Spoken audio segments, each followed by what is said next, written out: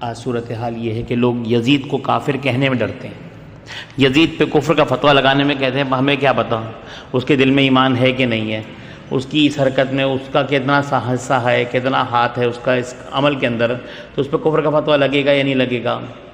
اتنی سی بات سمجھ میں نہیں آتی، اتنے بڑے سمجھداروں کے ذہن میں یہ بات نہیں آتی کہ امام صاحب نے اپنا مسلک بیان کرتے وقت فرمایا تھا کہ جو میرے اصول پرنسپلز ہیں نا وہ 3 ہیں۔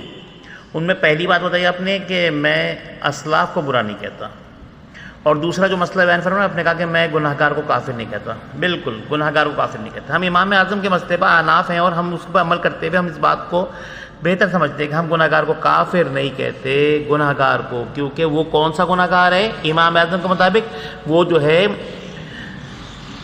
فرض عملی کا گناہگار، واجب عملی کا گناہگار، ہم اسے کافر نہیں کہتے۔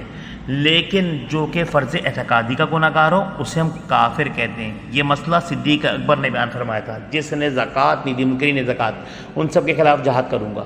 مسلمان کے خلاف جہاد ہوتا ہے، کافر کے خلاف جہاد ہوتا ہے؟ یہ سوچیے نا کہ جہاد ہوتا کس کے خلاف ہے؟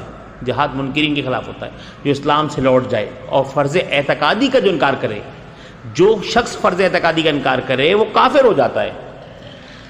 اسی طرح سے جیسے اسلام کے فرائض اعتقادی ہے نا، یہ تو جب فرائض اعتقادی کا انکار کرے تو کافر ہو جاتا ہے۔ تو بتائیے جو شخص یہ فرض لے کر آیا ہے، جس پر نبوت آئی ہے، اس کے خلاف کوئی تلوار اٹھا لے تو اس پر وہ کافر نہیں ہوگا۔ حضور نبی کریم صلی اللہ علیہ وسلم فرماتے ہیں یہ میرے وجود اطہر کے 2 حصے ہیں، اور اگر آپ اس حدیث کا انکار کرتے ہیں تو پھر سنیے کہ آپ تو نبوت کا انکار کر دیں گے اگر آپ نے اس حدیث کا انکار کرنے کی بھی کوشش کی، کیونکہ آقا علیہ السلام کو سارے وصف ملے نبوت کے، سارے وصف ملے جو کسی نبی کو ملے وہ نبی علیہ السلام کو ملے۔ تو وہ جو انبیاء زہر دے کر مارے گئے تھے، شہید کیے گئے تھے، ان کے بارے میں آپ کا کیا خیال ہے؟ میرے مصطفیٰ کریم صلی اللہ علیہ وآلہ وسلم کو تو اللہ نے طبعی موت عطا فرمائی ہے۔ آپ گھر کے اندر بیماری کی حالت میں آپ نے دنیا سے پردہ فرمایا ہے، اور جو انبیاء علیہ السلام شہید کیے گئے جیسے حضرت زکریا علیہ السلام، یحییٰ علیہ السلام، اور بے شمار نبیوں کو جو ہے تلواروں کی زد میں لا کر کاٹ دیا گیا، چیر دیا گیا، علیہ سے ٹکڑے کر دیے گئے جسم کے، تو ان کے بارے میں آپ کا کیا خیال ہے پھر؟ تو ان انبیاءوں کی شہادت جو ملی، تو شہادت کا وہ وصف نبی علیہ السلام کو نہیں ملا۔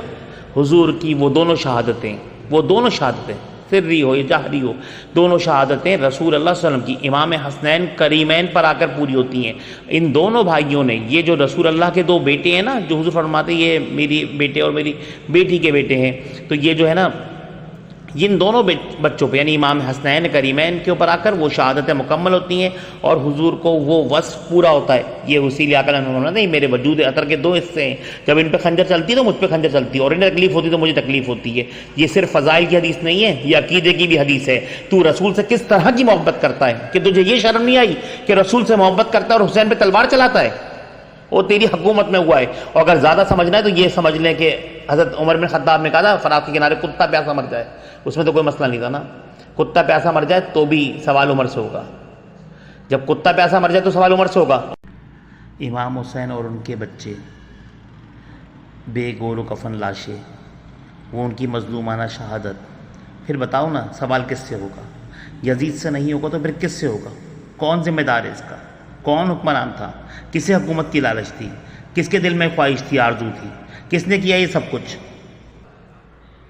شرم آنی چاہیے اس قوم کو جو آج اتنی ناسبیت ہو گئی ہے، اتنی ناسبیت ہم میں پھیل گئی ہے کہ ہم یزید کو بچانے کے چکر میں لگے ہوئے۔ یزید کھلم کھلا کافر ہے، حتمی اور یقینی کافر ہے، جو اسے کافر نہ کہے وہ خود بھی کافر۔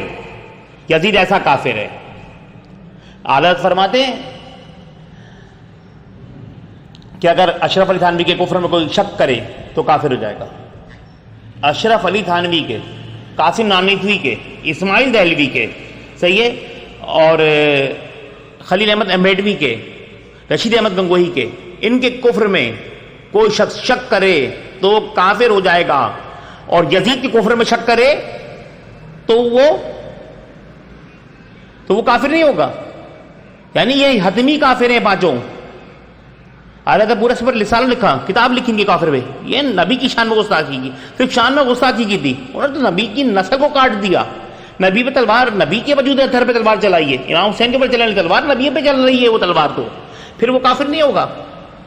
اللہ تعالیٰ ہمیں ایسے ایمان سے بتائے کیونکہ آقا علیہ السلام فرماتے ہیں وہ مات علی حب آل محمد ماتا شہید، جو میرے آل کی محبت میں مرا وہ شہید ہے۔